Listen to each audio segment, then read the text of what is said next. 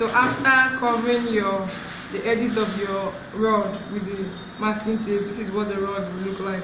Now we will use our bias.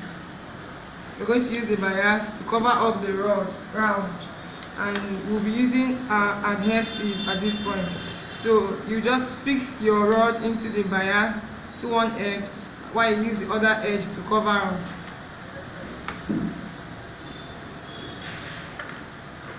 Be careful not to press this so that it doesn't pour out so much.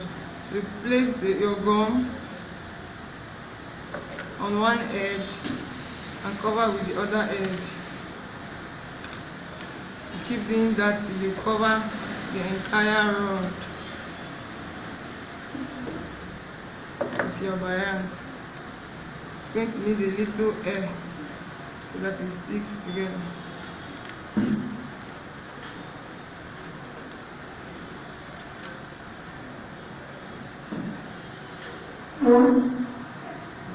Just take it slowly so that you don't leave any place, any part open.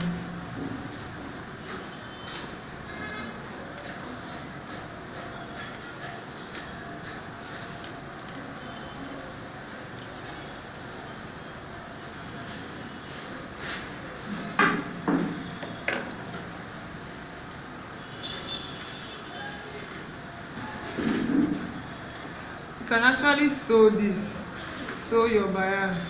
It's going to be more stressful and time consuming. So the gum is easier and faster. But if you don't have a gum around you, you can use a red thread and needle to do what I'm doing now. So you continue, apply little air so that it sticks. Don't worry, if it shows this white particles is due to the gum, you can scrape it off when you're done. So apply gently.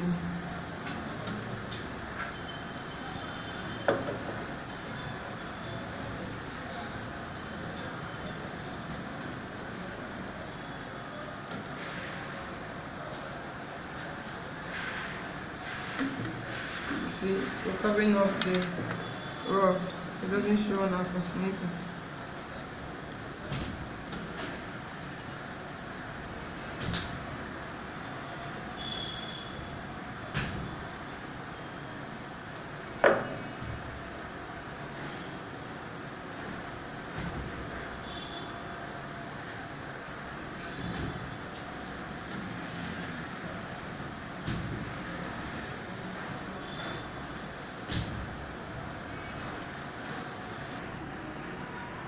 Okay, so you keep adding your gum to cover the bias, to cover the rod with your bias.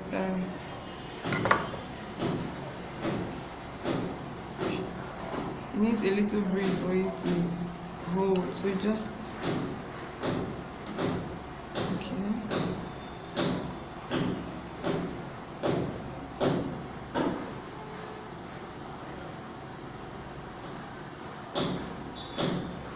almost done with covering our bias, covering our rod, sorry. When you get to the mouth where your masking tape is, you cut. If you notice, I didn't cut my bias, it's still with the roll because you don't know the quantity you need to cover up your rod, so you don't cut until you're done.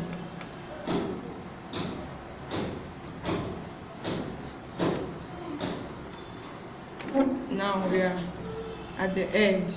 You cover the beginning where you started from so that it looks like this, and you apply your adhesive also.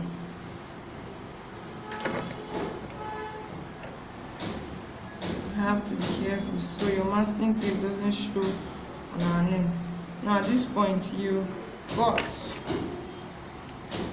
from behind like this. When you cut that, the part you don't need off, you still have to apply your adhesive now on both sides, not just one side. So you do this, you hold here, and then you apply and hold here too. So this is it. We have covered our rod. Careful with this so that it doesn't dry up. We've covered our rod neatly.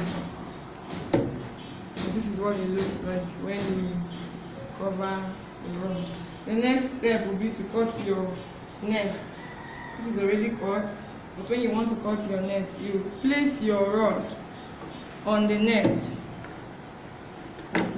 and fold this way. When you get the size of net you want, you cut. Don't cut your net before you know the size of your rod, so that it doesn't give you a small make it difficult for you to tie, because we're actually going to tie this. So you cut your net. This is already cut, and you move. Pick the edges. When you want to tie, you pick the edges this way to give you a pleat when you're done. So we pick the edges and we tie. This is where our matching thread comes in. Okay, so after folding, check the back. Make sure your pleats are neatly spaced. This is actually the back, but make sure your pleats are neatly spaced. And then the more you fold or tighten it, the oval it becomes. But for this class, I don't want it to be oval. We are just going to use it as a base. So when you get the shape you want, the desired shape, this is why we said you use a matching thread. Now you wrap it around, fasten it around your net to hold it together. When you do that, make sure it still has the shape you want it to be. So for this class, this is the shape you're going to use. Make sure your thread is going round and tight. Neatly also, you take it round. Take it round as many times as possible. Once you're sure it's tight, now you tie. You tie both edges of the thread together. Make sure you don't tie it just once, so when you cut it, it doesn't loose.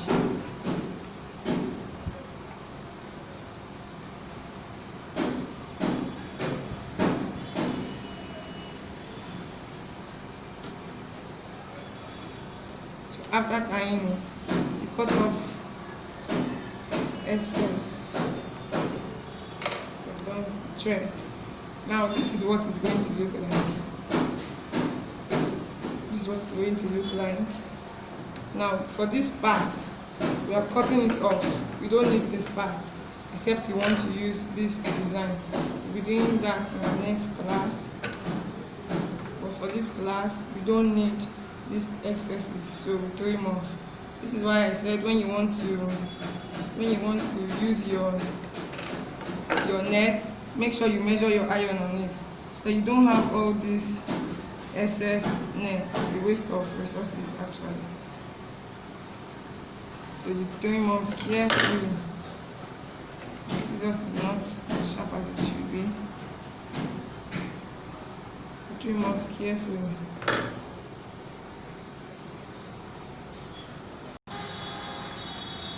So when you cut off the excess, this is what we have. You can still use it for something else. Now this is what we have. I didn't turn it while tying because I didn't want it to have an oval shape, but you can actually, the tying will change the shape. Now when you get to this point, we are done with this. Is the base. This is our net fascinator. At this point you can design your fascinator in any way you want. And before I go on, let's do this. The bead, this is what the bead is for actually. Depending on what color you want, anyhow you want to design it, and actually do this around your fascinator, round with your gum. Just turn it, apply your gum and place it on it, and it holds. This is the base. You can do anything you want. You can use this, you can place it like this and design around anything you want.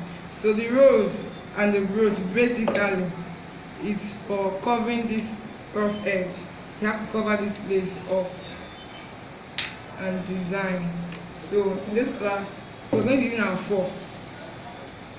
Like I said, this is going to be the base, so our 4 is going to go around it this way with the help of our adhesive. You place and you gum. You can sew if you want. If you feel you don't want to use your adhesive, so this is what we will get. Then we cover here up. So it's going to be something like this.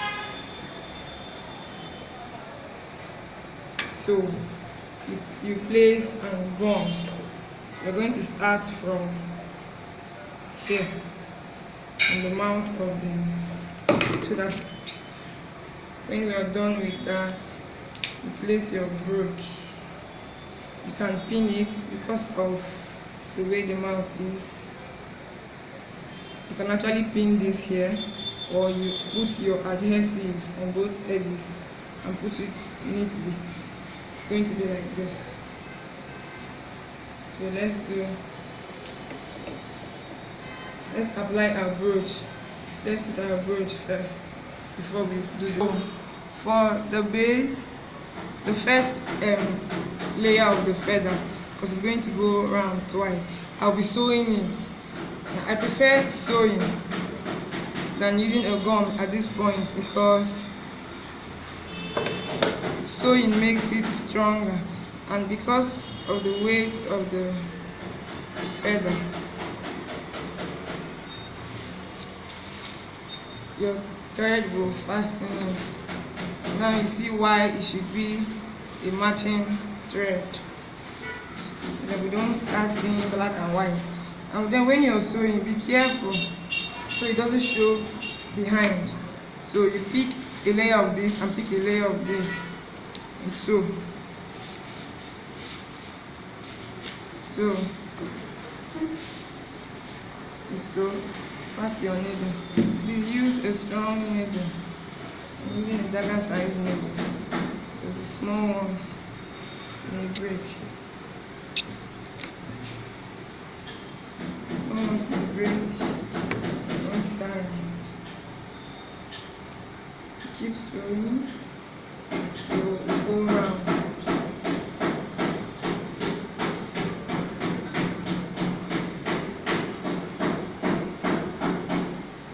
You can actually use your office pin at this point to tack it. Just run your office pin so that you know where you're sewing and where you're not sewing. So you sew from inside out.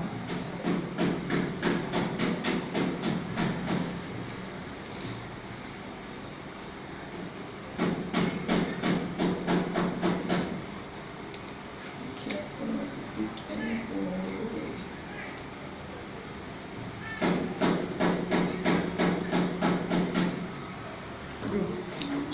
Okay, so we are done sewing. You sewed it round to the beginning. Make sure the two edges are sewn together. After sewing, you cut your thread. If you want to keep sewing round, you can sew. If you don't want to sew it round, you could use gum.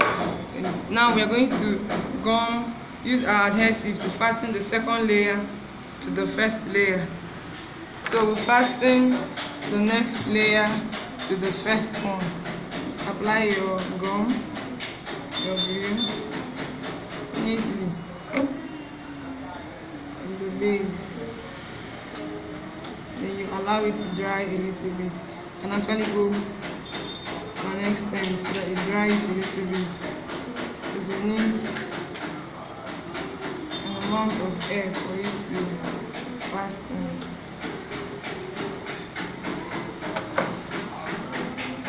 And you pick the base this way, fasten it.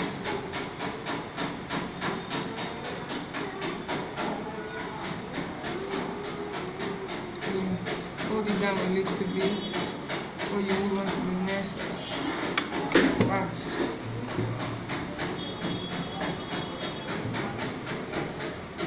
Be careful so you don't take your form with the base, because once the glue touches it, it sticks together. And carefully apply your adhesive again to the base. Be careful it doesn't pick the form like this.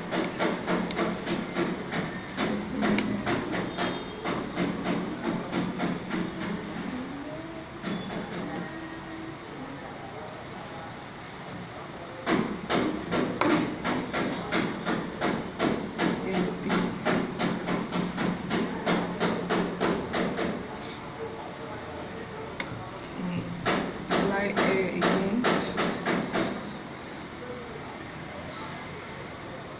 so that it sticks together.